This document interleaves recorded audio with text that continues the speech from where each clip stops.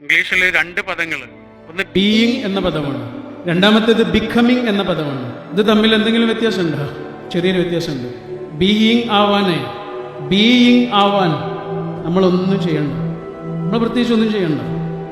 Becoming അങ്ങനെയല്ല, becoming ഒരു തീരുമാനമാണ്, അതാണ് വ്യത്യാസം. ബീയിങ് ആവാൻ യാതൊരു കാര്യമില്ല, നമ്മളിങ്ങനെ കിടന്നു കൊടുത്താൽ മതി, ബീയിങ് ആയിക്കോളും. തിമിംഗലത്തിന് ജീവനില്ലാതായാൽ അതിനെ വലിയൊരു ഒഴുക്കിലേക്ക് ഇട്ട് നോക്കൂ, ആ ഒഴുക്കിലൂടെ അതങ്ങനെ പോകും. കടലിലെ വെള്ളത്തിലെ ഏറ്റവും വലിയ ജീവിയാ, പക്ഷെ കാര്യമില്ല, ജീവനില്ലല്ലോ.